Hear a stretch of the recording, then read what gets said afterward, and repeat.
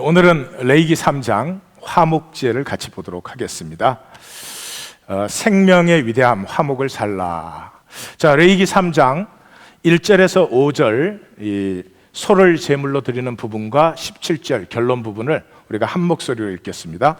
사람이 만일 화목제의 제물을 예물로 드리되 소로 드리려면 수것이나 암것이나 흠 없는 것으로 여호와 앞에 드릴지니 그 예물의 머리에 안수하고 회막문에서 잡을 것이요 아론의 제사장들은 그 피를 제단 사방에 뿌릴 것이며 그는 또 그 화목제의 제물 중에서 여호와께 화제를 드릴지니 곧 내장에 덮인 기름과 내장에 붙은 모든 기름과 두 콩팥과 그 위에 기름 곧 허리 쪽에 있는 것과 간에 덮인 거풀을 콩팥과 함께 떼낼 것이요 아론의 자손은 그것을 제단 위에 불 위에 있는 나무 위에 번제물 위에서 살을지니 이는 화제라 여호와께 향기로운 냄새니라. 너희는 기름과 피를 먹지 말라. 이는 너희의 모든 처소에서 너희 대대로 지킬 영원한 규례니라. 아멘. 세월호 영상을 하나 보겠습니다. 비교적 좀 충격이 작은 것으로 골랐습니다.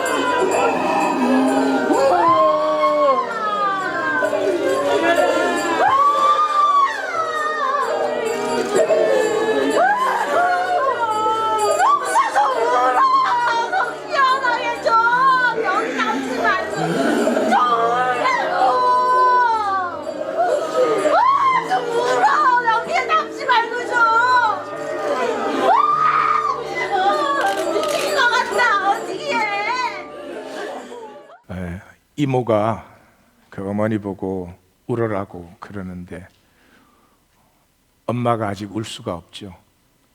그 뒤에 우시는 분이 아버지인데 저 황지연 양은 그 두 분이 늦게 결혼하셔서 7년 만에 낳은 유일한 딸입니다. 엄마 가슴에는 죽었을 리가 없고 죽을 수가 없고 죽었다는 걸 가슴이 인식할 수도 없고 이 세상에서 가장 아픈 것이 단절입니다. 떨어지는 것이죠. 그 이상의 아픈 것은 없습니다. 우리 모두의 삶과 가슴에는 아픔의 자리들이 많죠. 이유가 여러 가지인 것 같지요. 잘 보십시오. 뿌리는 하나입니다. 그 모든 아픔 속에는 단절이 들어 있습니다. 그리고 잘 보십시오. 뿌리는 하나입니다. 그 모든 아픔 화목하면 잘 살아라, 거룩하게 살아라, 뭐를 지켜라, 말라 그런 거 필요 없습니다. 하나가 되면 반드시 생명이 피어나게 되어 있습니다. 이 하나님의 생명을 우리가 가지고 있는데 왜 생명을 살지 못하고 이렇게 생존의 몸부림을 칠까? 홀로 단절되어 있기 때문입니다. 통하지 않기 때문입니다. 성경적으로 그리스도인은 교회 다니는 사람이 아닙니다. 성경적으로 그리스도인은 구약 신약을 관통해서 확실하게 나타납니다. 가장 선명하게 나타나는 부분이 고린도후서 5장입니다. 여러분이 잘 아시는 그런즉 누구든지 그리스도 안에 있으면 새로운 피조물이라. 이전 것은 지나갔으니 보라 새 것이 되었도다. 우리는 그 기절을 잘 압니다. 근데 그 다음 기절은 읽지 않습니다. 새 피조물이 무엇 하는 사람들입니까? 새 생명은 무엇이 피어나는 것입니까? 그 뒤에 따라오는 말씀에는 화목이라는 말씀이 계속해서 나오고 있습니다. 우리가 화목해 하는 직분을 받았다. 우리는 세상과 하나님을 화목해 하는 자들이다. 화목해 하는 말씀을 우리에게 의뢰하셨다. 우리에게는 화목이 넘친다. 화목입니다. 돈이 없어서 우리의 삶이 외롭거나 불쌍하지 않습니다. 지위가 부족해서도 아닙니다. 학력이 부족해서 아닙니다. 능력 부족해서 아닙니다. 통하지 않기 때문입니다. 하나님과 통하고 우리 서로 통하는 하나님 교회가 되기를 원합니다. 성경이 말하는 교회는 그것 외에는 없습니다. 여기에 아무리 훌륭한 기독교인들이 구름대처럼 몰려있다 하더라도 그 가운데 통함, 성령님의 코이노니아가 없으면 하나님 보시기에는 교회라 그럴 수가 아마 없을 것입니다. 오늘은 화목제를 봅니다. 세 가지를 나눕니다.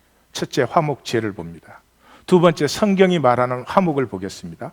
세 번째, 우리의 삶에 어떻게 적용되나, 그렇게 세 가지를 보겠습니다.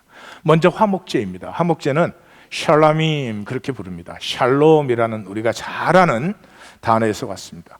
평강. 그러나 실제적으로 더 깊은 의미는 완성되었다 그런 뜻입니다. 근데 완성이 집으로 말하면 집을 다 지었으면 완성이죠. 그러나 그건 샬롬이 아닙니다.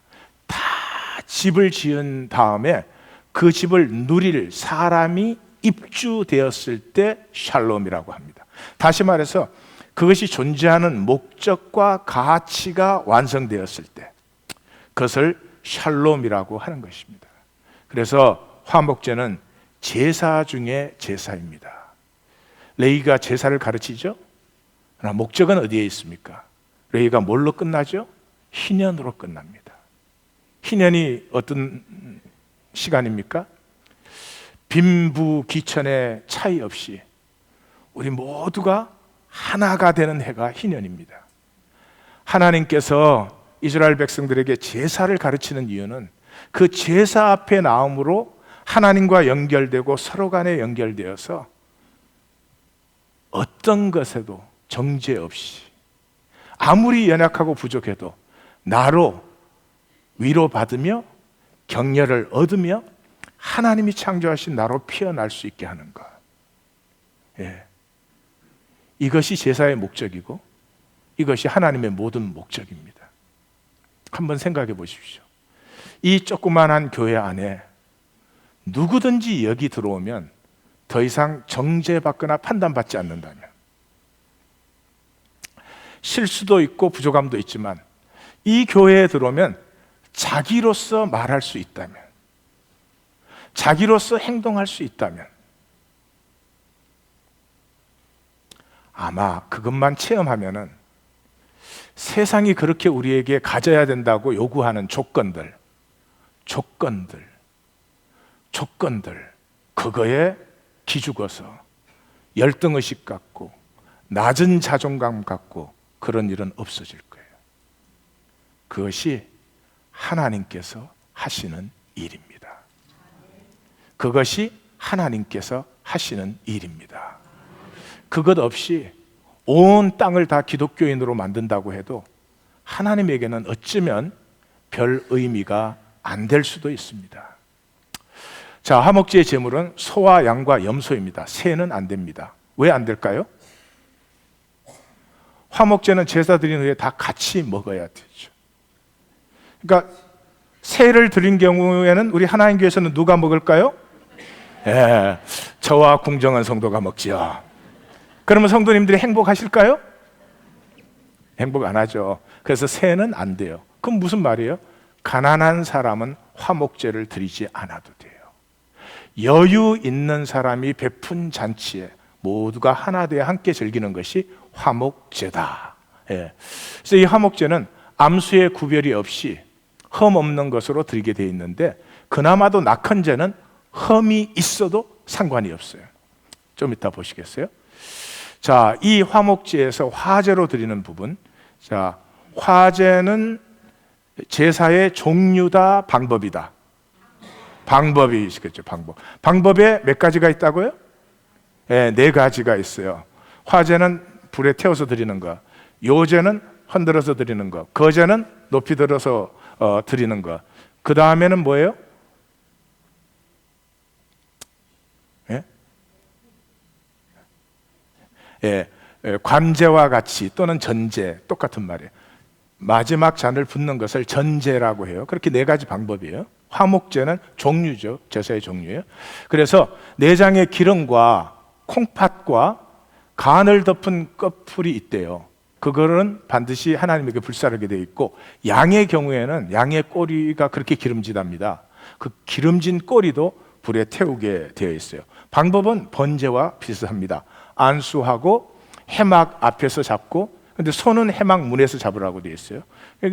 해막 앞은 해막과 제단 사이에 비교적 좁은 장소입니다. 그래서 양과 손은 거기 잡을 수 있지만 손은 크니까 그보다 훨씬 넓은 제단 앞쪽 뜰 문 앞에서 잡도록 하는 것이죠.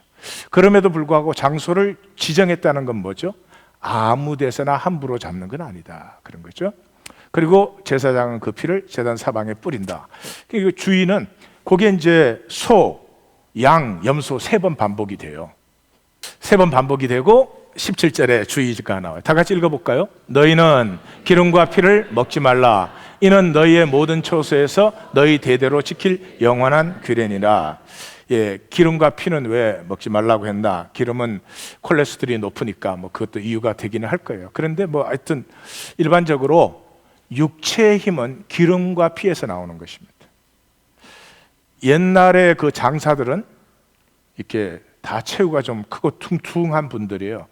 근육만 갖고는 힘이 나지 않습니다. 근육에 팻이 있어야지 힘이 나는 것입니다. 팻을 번한 게 에너지가 되는 거니까요. 그러니까 우리 다 자랑할 수 있어요. 네.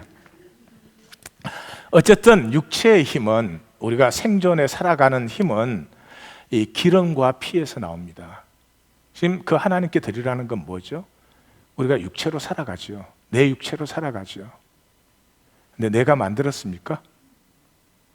내가 태어나는 날 지정했습니까? 아니에요. 하나님의 섭리를 따라 하나님의 시간에 내가 보내심을 받았어요.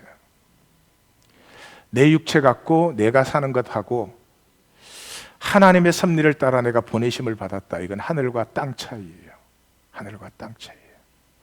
하나님의 섭리 안에 내 삶과 존재의 목적을 누리는 성도님들 되시고, 그 목적을 향해 나오는 예배로 누리시기를 주의 이름으로 축원합니다. 자, 화목제 안에는 또 3가지 종류가 있어요. 이렇게 우리를 헷갈리게 만드시는지 3가지가 있어요. 첫째는 감사제예요. 감사제예요. 감사제는 반드시 소제와 함께 드리도록 되어 있어요. 그래서 무교병, 무교전병, 무교병은 가루에다 기름을 섞은 것, 무교전병은 파전처럼 이렇게 기름을 바깥에 바른 것. 그래서 구운 과자와 소제는 절대로 누룩을 못 드리는데, 이 화목제에는 누룩도 드릴 수가 있어요. 유교병을 제물과 함께 드리되 하나씩 거제로 드려. 누구 거라고요? 제사장 거라고요. 그럼 우리 교회에서는 누구 거예요? 우리가 야, 이 교회 참 무서운 교회야. 훌륭한 말씀이에요. 그렇습니다. 제사장의 식물로 해요. 그래서 고기는 그날에 다 먹고 이튿날까지 남겨서는 안 돼요. 무슨 말일까요? 나눠 먹어라. 나눠 먹어라. 여러분, 우리 가족이 감사제 드렸어요.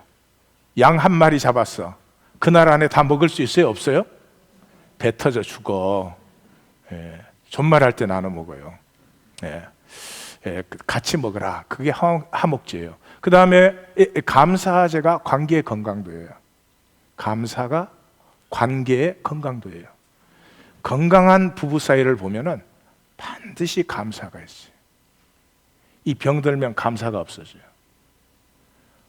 내 마음에 드는 게 하나도 없어. 응?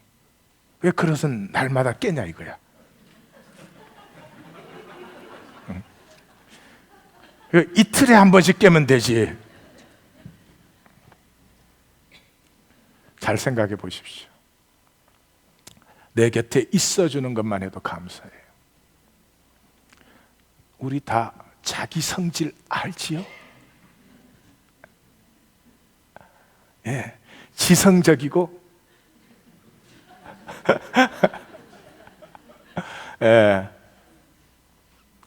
솔직히 말해봐요. 내 옆에 나하고 똑같은 거 하나 있다. 못 살아.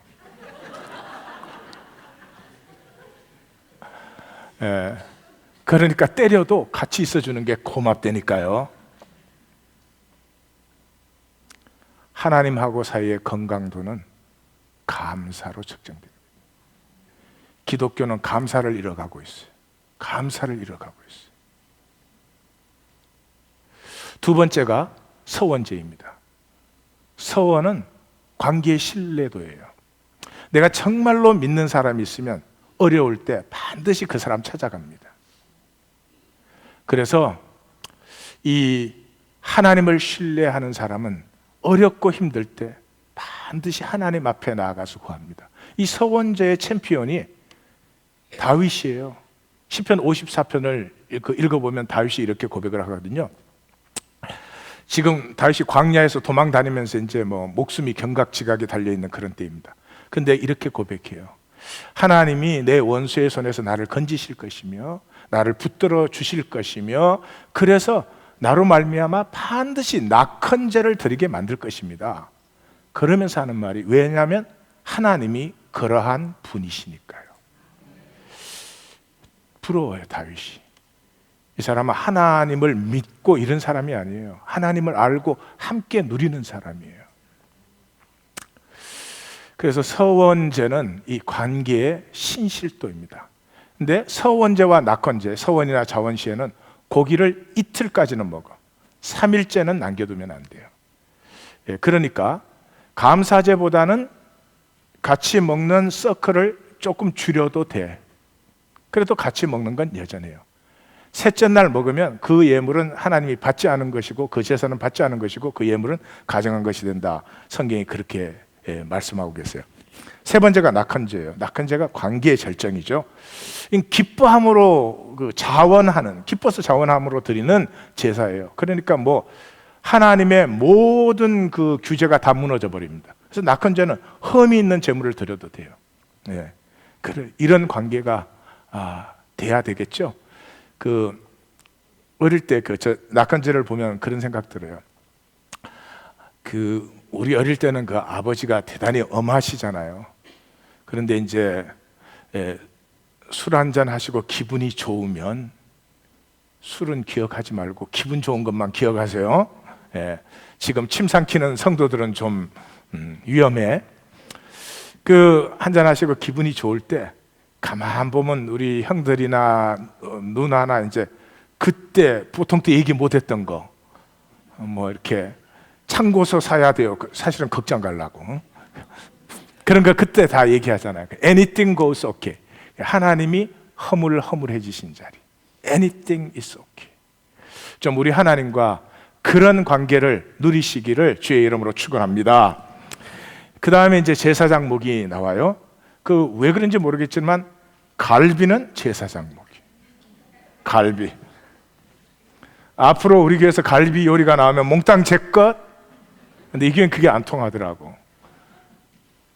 지난번 카톡에다가 내 것입니다 올렸더니 우리도 다 제사장이요. 그러고 또 올라왔다. 이게 갈비는 이렇게 흔들으래요. 왜 그런지 알 수가 없어. 오른쪽 뒷다리는 거제로 그냥 들어 올리래요. 그게 무거워서 못 흔들겠지. 뒷다리가 훨씬 크니까요. 어쨌든 그 제사장 목이에요. 그냥 제사장이 먹으면 되는데 왜 흔들으라 그러고 들어 올리라 그러고 그렇게 할까요? 내 몫으로 먹는 것이지만 하나님의 선물로 주어진 것이다. 그걸 뭐 기억하라는 뜻이겠죠, 그죠? 오늘 하루도 뭐 나한테 주어졌죠. 내 마음대로 살 수 있죠. 그러나 오늘 하루도 사실은 하나님의 것을 내게 주셨다. 그러면 상당히 좀 달라질 것 같아요. 나도. 네. 자, 그것이 화목제입니다. 그러면 이제 성경의 화목이 뭔지를 같이 보십시다. 화목, 샬롬이 성경적 구원이 화목이에요. 성경이 목적하는 것이 하나님 나라, 예수님에게는 하나님 나라, 구약에서는 왕 같은 제사장의 나라. 한 사람 한 사람이 하나님 앞에 나아감을 얻은 제사장으로 만물을 다스리는 그런 나라. 이 모든 것이 화목을 얘기합니다. 구원받았다는 말이 성경적으로는 하나님과 화목되고 우리 모두가 화목되었다는 말이고, 하나님의 나라가 임했다는 것은 하나님의 안에서 만물이 화목되었다, 그런 것이죠. 그래서 두 가지 화목이 있어요. 아버지와의 화목이 있고 나 자신과의 화목이 있습니다. 아버지와 화목을 먼저 볼게요. 우리 삼위일체 하나님 아니에요. 삼위일체 하나님, 세 분의 완전히 다른 하나님이 온전한 하나를 이루고 계십니다. 그게 하나님이세요. 그걸 이루는 게 하나님의 모든 섭리와 역사입니다. 그래서 하나님의 뜻이 뭐예요? 지금 제가 소개하는 그 부분들은 기절이 수도 없이 많으니까 다 소개할 수 없고 몇 절만 뽑은 거예요. 골로새서 1장 20절, 요한일서 4장 10절, 신명기 12장 6절에서 12절 이렇게 보면은요, 십자가의 피로 화평, 샬롬을 이루사 그로 말미암아 모두가 자기와 화목되기를 기뻐하신다. 이게 하나님의 뜻이에요. 모든 것이 자기가 화목되는 것을. 그래서 우리가 하나님 사랑한 게 아니라 하나님이 우리를 사랑하심으로 우리 죄를 속하고 자기와 하나 되기 위하여 그의 아들을 화목 제물로 보내셨다. 신명기에 보면 이래요. 12장 6절에 너희의 번제와 제물과 11조와 거제와 서원제와 낙한 예물 그리고 소와 양의 처음 난 것들 하나님께 드리라. 드리라. 드리는 목적이 뭐냐요? 드리는 목적이 뭐예요? 12절에 가서 이렇게 합니다. 너희와 너희 자녀와 노비와 함께 너희의 하나님 여호와 앞에서 즐거워할 것이요 내 성중에 있는 레위인과 또 그리할지니 레위인은 너희 중에 분깃이나 기업이 없으니. 제사 드리는 이유가 뭐예요? 우리 중에 기업이 없는 자, 분깃이 없는 자와 함께 나누고 즐거워하기 위해서, 그것을 위해서 제사를 드립니다. 내가 하나님 앞에 성적 따는 거 아닙니다. 내가 하나님 앞에 공로 세우는 것이 아닙니다. 내가 하나님 앞에 나아가 화목함을 얻은 자라면 반드시 너와의 화목이 나타나야 되는 것입니다. 나타나야 되는 것입니다. 그것이 없으면 종교 생활은 하고 계시지만 생명은 모르시는 것이에요. 그래서 성경은 그리스도가 누구냐? 그는 우리의 샬롬, 화평이시라. 둘로 하나를 만들어. 이 둘이 누구를 얘기하죠? 유대인과 이방인을 얘기해요. 유대인들 보세요. 지금까지 하나가 안 됩니다. 이방인이 유대인과 될 수 없습니다. 유대인 집에 가서 하룻밤을 지내시면요, 자기들 먹는 그릇이 다르고 내가 먹는 그릇이 다릅니다. 부정한. 음식도 식구들이 먹는 것과 제가 먹는 게 다릅니다. 제가 특별히 요청하지 않는 한. 삶의 모든 방식이 다 다릅니다. 절대로 하나 되실 수 없습니다.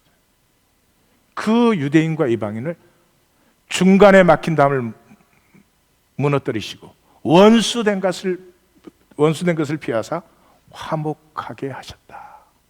이 그리스도입니다. 이분이 우리가 주로 고백하는 그리스도입니다. 이 예수를 그의 피로 말미암아 하나님이 화목제물로 세웠다. 그는 우리 죄를 위한 화목제물이니 우리만이 아니라 온 세상을 위한 것이다. 여러분, 성경적으로 성도가 누구입니까? 그리스도인이 누구입니까? 하나님의 자녀로 회복받은 자가 누구입니까? 이렇습니다. 가장 에베소서 2장이 대표적인 부분이죠. 이 둘로 자기 안에서 한 세 사람을 지어 화평하게 하시고 십자가로 이 둘을 기억하시죠? 한 몸으로 하나님과 화목하게 하심으로 원수된 것을 십자가로 소멸하셨다. 그로 말미암아 이 둘이 한 성령 안에서 아버지께 나아감을 얻어서 그 안에 건물마다 서로 연결되어 한 성전을 이루듯이, 지금 사도 바울은 성전을 생각하고 있어요. 성전 안에는 수백 개의 건물이 있습니다. 그것이 한 성전을 이루는 것이죠. 우리 모두가 연결되어져서 하나님이 거하시는 처소가 되어져 함께 지어간다. 고린도 후서에서는 그렇습니다. 우리가 새로운 피조물입니다. 새로운 피조물이면 무엇이 나타납니까? 우리를 통해서 화목이 나타납니다. 화목이 나타납니다. 화목이 나타나지 않는데 예수님을 믿는다, 십자가를 믿는다, 그건 종교적 교리적 믿음을 가지고 있는 것이지만 그건 소중한 것입니다. 가꾸셔야 되고 피어나야 되지만 생명의 통함을, 성령의 교통하심을 아는 것은 아니죠. 그래서 총결론이 뭐예요? 교회가 뭐예요? 교회는 그의 몸이니 만물 안에서 만물을 충만케 하시는 자의 충만이에요. 언제 우리 충만하죠? 잘났을 때요? 아닙니다. 오를 때요? 아닙니다. 통할 때.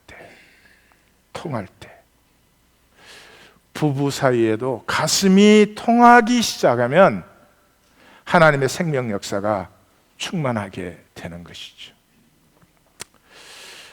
교리적 구원을 조심하시기 바랍니다. 이 기독교 시대이기 때문에 제가 이런 말씀드립니다. 내가 예수 믿고 내가 구원받아서 내가 천국 가요. 그 천국은 나의 나라예요. 하나님 나라 아닙니다. 하나님 나라 아닙니다.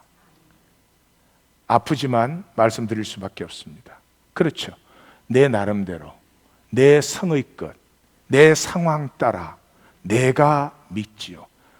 옳게 할 수도 있고 열심히 할 수도 있고 선히 할 수도 있지만 나의 나라입니다. 하나님의 나라는 아닙니다. 하나님의 나라는 성경적으로 무엇입니까? 아버지와 단절됨으로 만물과 또 내 자신과 단절된 내가 그리스도의 보혈로 그 십자가 성령님 안에서 아버지와 다시 하나됨으로 만물과 내 자신과 하나 되는 것이 성경적인 구원이다. 성경적인 구원이다. 그리고 이때부터 생명은 통하면서 생수의 강으로 솟아나기 시작하는 거죠. 이 세상에서는 가장 어려운 일이 내 안에 있는 내 생명을 내가 누리는 것입니다. 얼마나 아름다운 것이 있는데, 얼마나 귀한 것이 있는데 그 평생 못 누려보고요, 그냥 욕심 부리고 이 이기로 내가 나에게 자랑스럽지 않은 그런 삶을 살다가 수없이 그렇게 쓰러지고 있습니다. 예수 그리스도의 이름으로 하나님이 내게 주신 하나님의 생명이 내 안에 피어남으로 말미암아 하나님이 만드신 내가 얼마나 존귀한지, 얼마나 아름다운지, 얼마나 풍성한 생명이 나누어질 수 있는지 누리고 즐거워하며 하나님께 영광 돌리십시다.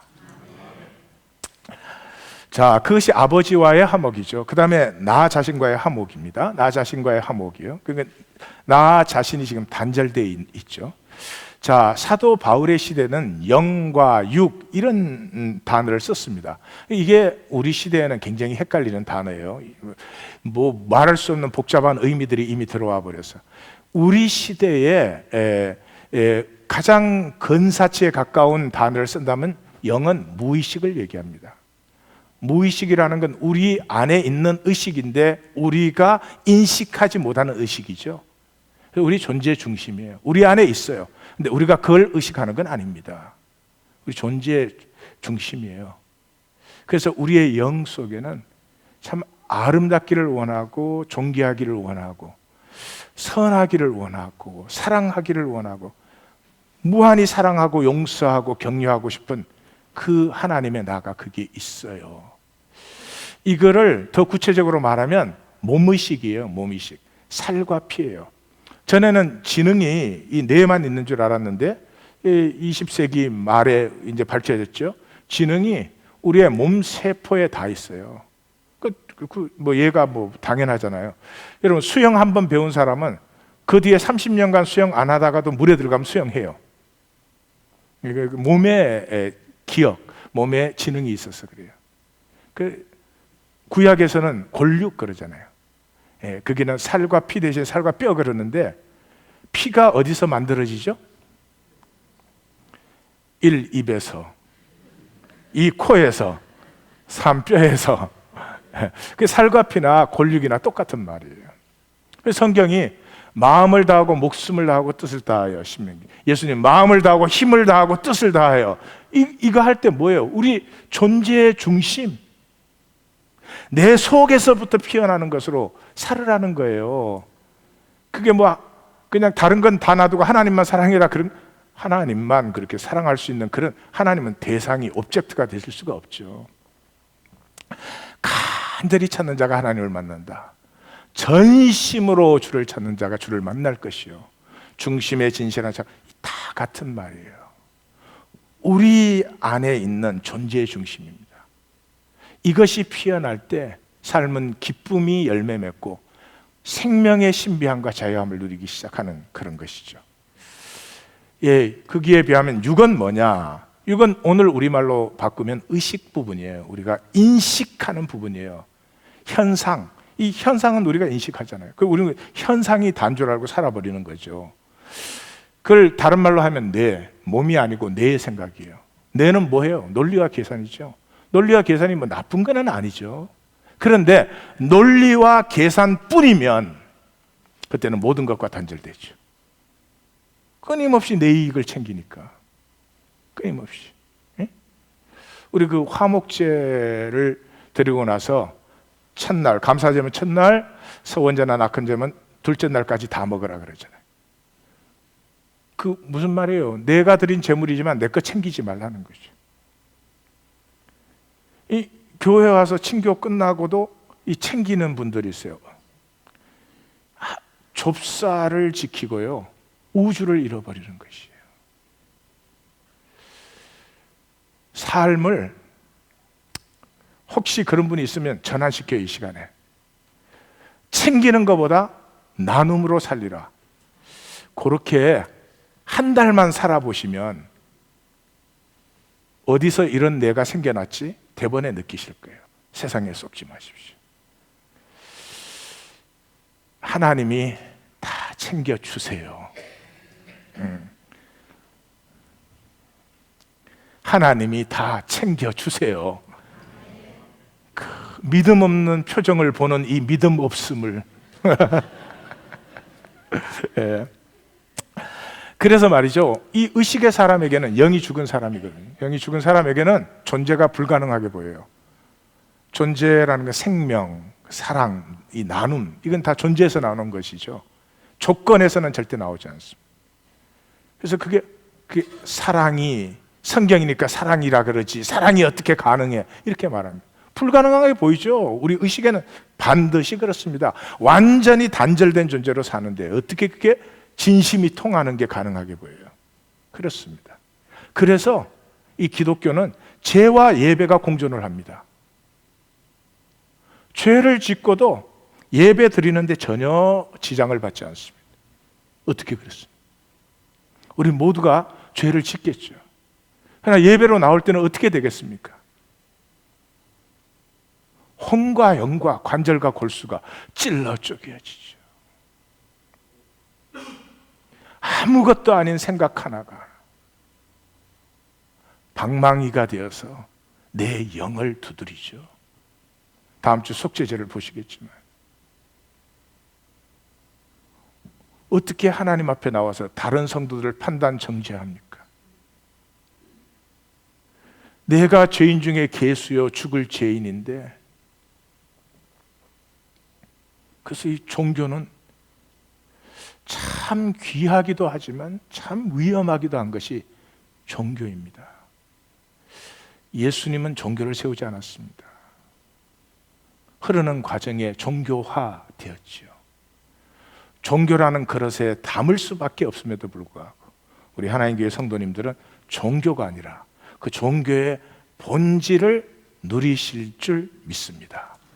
예. 자, 이 거짓자, 영과 단절된 육, 나의 중심과 단절된 현상의 의식, 거의 본능적으로 내 이익만 챙기는 이 거짓자의 조잡성과 허구성을 보셔야 됩니다. 안타까워하셔야 됩니다. 나라는 게 어떻게 만들어졌어요? 태어난 뱃속에 있을 때부터 너의 반응에 의해서 내가 만들어졌잖아요. 뭐 엄마가, 부모님이, 선생님이, 친구가 그 반응해 주는 것에 내가 또 반응하는 거 아니에요. 근데 그 사람들의 반응은 진리가 아니죠. 자기들의 필요, 자기들의 뭐 의, 자기의 뭐 이런 것에 의해서 반응하는데 그 허상에 내가 또 react, 반사한 그것이 나 아니에요. 그것이 나 아니에요. 얼마나 잘나려고, 얼마나 칭찬 들으려고, 얼마나 인정받으려고 몸부림쳐 왔지만 진정한 중심의 진실함의 행복이 우리에게 있습니까? 없는 이유가 바로 이 반사밖에 없으니까. 예, 반사밖에 없으니까. 서로 한번 쳐다봐요.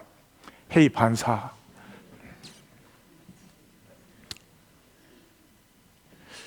이 반사 참으로 조잡스럽습니다. 절대로 우리는 이것으로 행복할 수 없습니다. 이것으로 살면서 하나님의 나로서의 떳떳함, 하나님의 자녀로서 이 역사의 아픔을 섬기려고 하는 이런 의식은 피어날 수가 없습니다.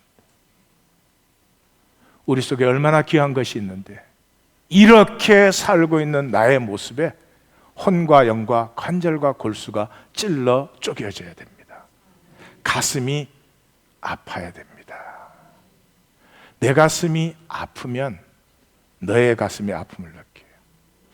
내 가슴에 아픔이 없는 사람, 이 막 생존의식으로 똘똘 묵진 사람은 막 자기 눈에는 대들보가 들어있는데 상대방의 눈에 티만 봐도 난리가 나는 거죠.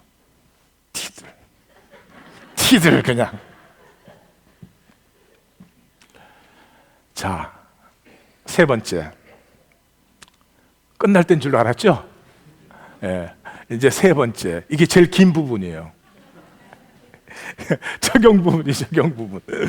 자, J.K. 갈브레이스라고 하는 경제학자가 있습니다. 노벨상도 타셨고 그 루즈벨트 때부터 클린턴 때까지 민주당 경제정책 입안자입니다.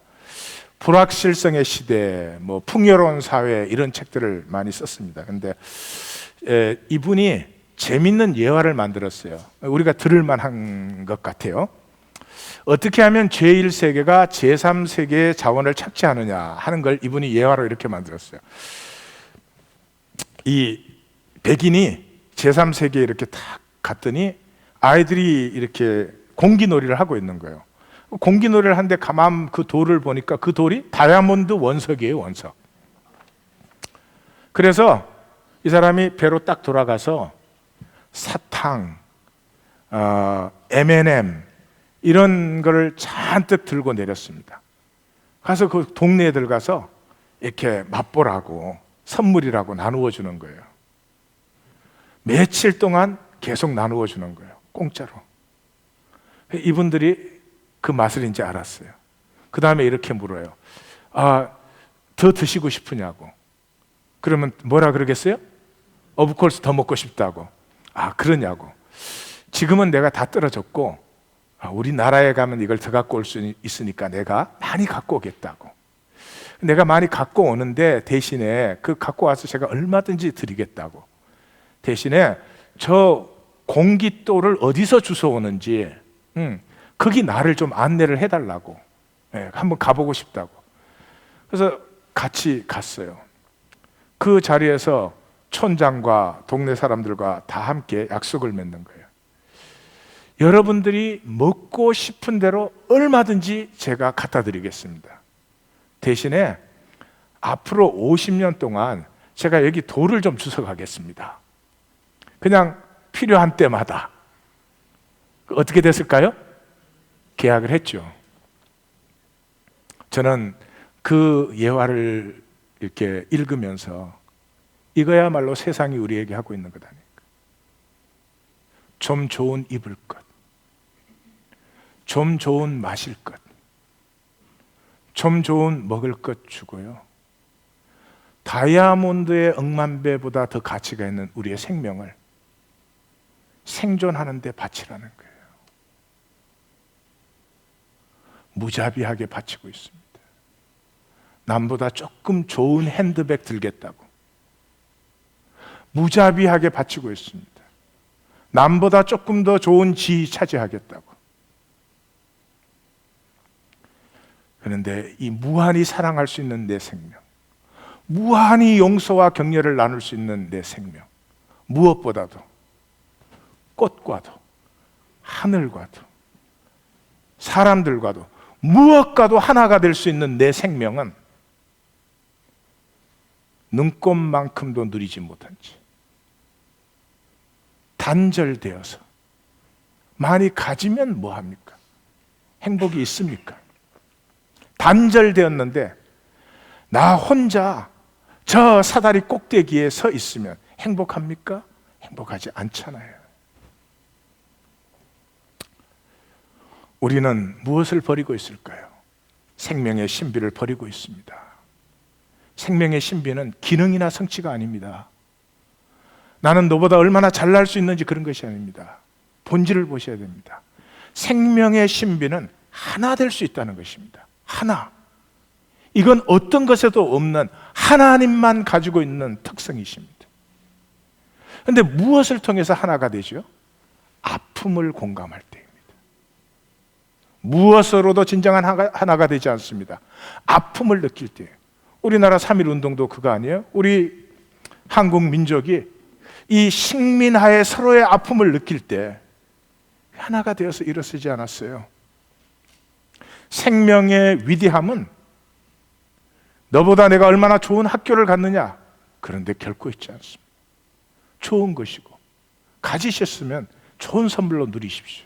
그러나 그것이 나라고는 착각하지 마십시오. 왜냐 그러면 나는 그것보다 억만 배가 더 소중한 하나님의 생명, 땅과 하늘과도 하나됨을 누릴 수 있는 하나님의 생명을 내 안에 부여받았기 때문입니다. 기독교 시대니까 점검을 하나 같이 하겠습니다. 여러분, 죄인이심을 아십니까? 천국을 사모하십니까? 예수를 주로 고백하고 용서받기를 원하십니까? 그렇습니까? 이것이 구원의 증거입니까? 아닙니다. 이 세상에 이거 싫어하는 사람이 어디 있습니까? 불교인에게도 물어보십시오. 좋다고 할 것입니다. 야고보 사도가 말하는 것처럼 내가 하나님이 한 분인 줄 알고 믿느냐? 잘 아는도다. 귀신도 믿고 떠느니라. 아닙니다. 새 생명의 증거는 그것이 아닙니다. 새 생명의 증거는 무엇보다 첫 번째, 나의 죄가 미우냐 하는 것입니다.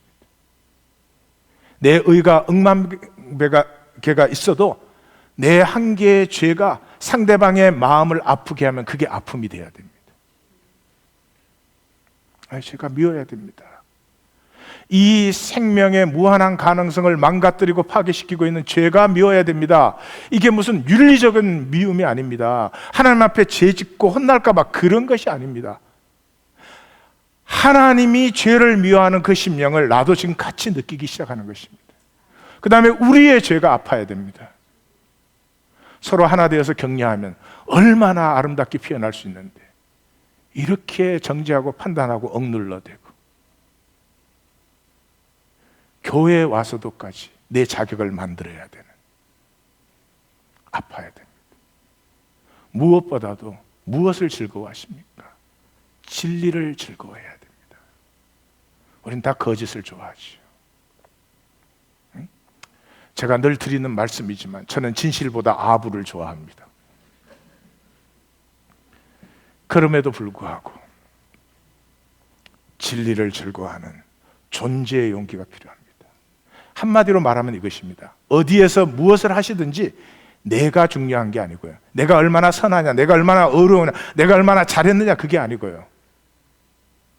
내가 있으므로 내 이웃이 얼마나 편안해 하는가, 내가 있으므로 그게 화목이 일어나고 있는가. 우리 크리스천들은 화목의 달인들이니까요. 우리는 그것 외에 가진 게 없습니다. 그런데 모든 생명의 위대한 역사는 화목해 하는 데서 일어나는 거죠. 탈무드에 배추벌레에게는 배추가 전 세계이다. 에고, 이 가짜 자아에게는요, 자기 가진 것, 자기 세계, 이 좁쌀만한 자기 것, 그게 전부예요.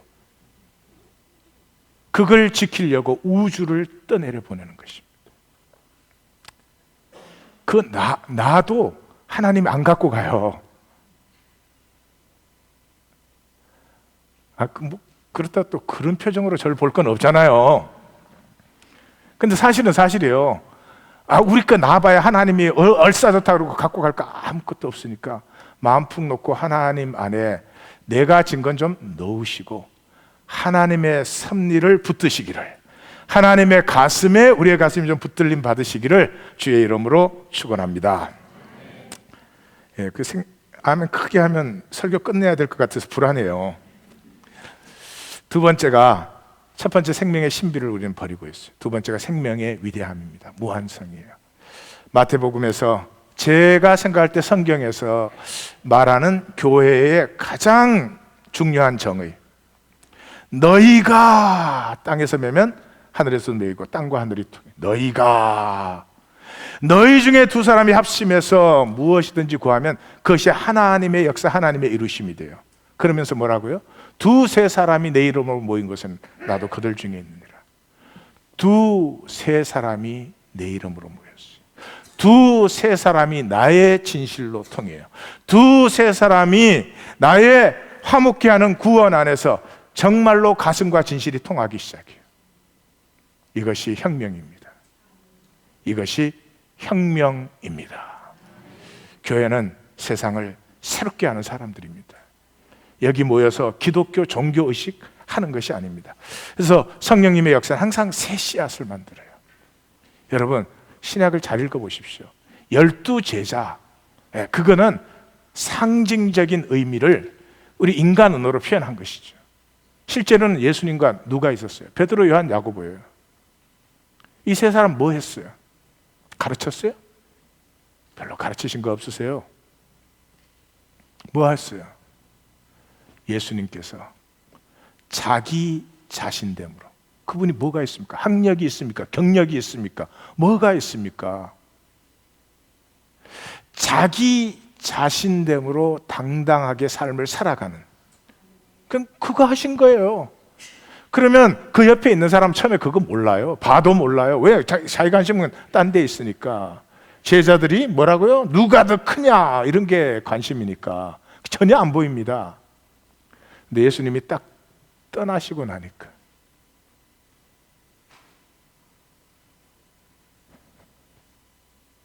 갑자기 그분의 삶과 죽음이 가슴에 뚜렷하게 나타납니다. 그냥 나타납니까? 불길로 타오르죠. 이걸 성령의 기름 부음, 성령의 충만, 우리의 단어로 이렇게 표현하는 거죠. 무슨 성령이 뭐를 해줬다 그런 얘기 아니잖아요. 우리 안에 있던 하나님의 생명, 우리 안에 있던 하나님의 영이 불길로 피어나기 시작했습니다. 이때까지 쏘갔던 나, 이 아름답고 존귀한 나를 버리고 너무 가치없이 살았던 나의 그 가슴 깨어지는 통곡을 지나서 베드로와 야고보와 요한이 그 삶을 살아가기 시작하니까 어떻게 됐어요? 7 집사 그러잖아요. 그 역시 인간 언어의 상징적 한계죠. 누가 생겨났어요? 세 사람이요. 또 스데반과 주의 형제 야고보와 빌립. 이 사람 다음에 또 누가 그것을 보고 기록하기 시작했습니까? 바울과 마가와 누가 아니에요. 이 사람들에게서 1세대 교부들이 나타났습니다. 이 사람들이 이 니케아 공회 전 교부들을 또 만들어냈어요. 그리고 그 다음 물결이 또,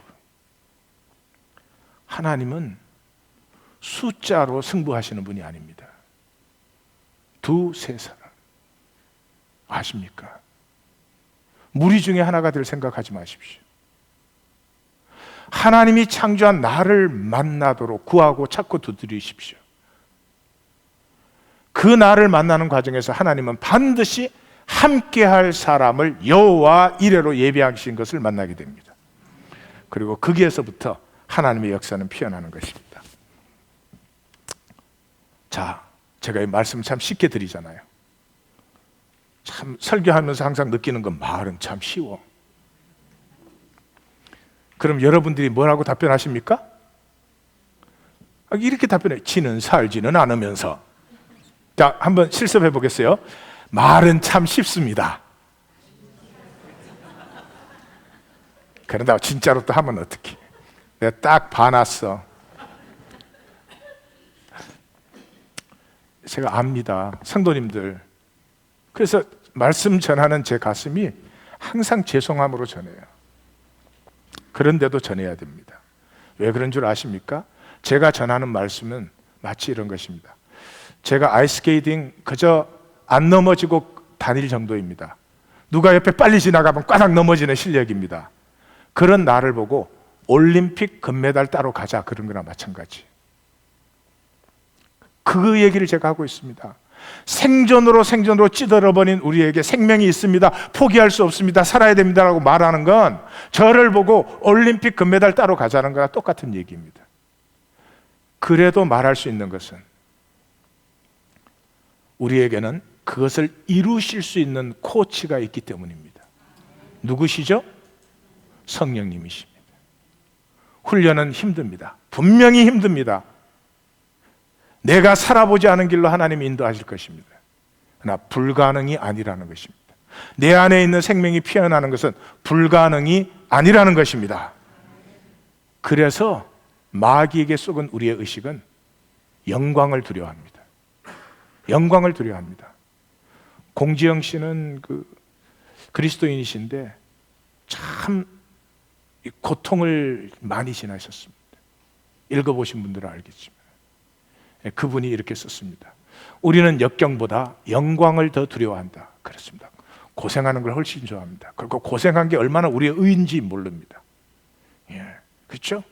우리 옛날 세대들이 내가 검정 고무신 신고 일사후퇴 때 내려올 때 그러면 그 앞에 모든 의가 다 사라지는 거죠. 우리는 역경보다 영광을 더 두려워한다. 심리학자 칼 융도 그렇게 말했다. 우리가 진정 피하려고 하는 것은 어쩌면 우리의 위대성이라고. 왜요? 그리로 가는 길이 험난하기 때문에 그렇습니다. 한 교회쯤, 이 지상의 한 교회쯤 험난해도 그 길로 가는 교회가 나온다면 얼마나 좋을까요? 공식은 간단하지 않습니까? 하나님의 영광은 하나님의 말씀 더하기 순종입니다. 그러면 영광입니다. 순종 안 하면서 뭘 갖다 붙여도 우리의 훌륭한 노력은 될 수 있지만 그것이 하나님의 영광은 아니죠. 하나님의 영광이 나타나는 하나님 교회가 되기를 원합니다. 기도하십시다. 주님 마음에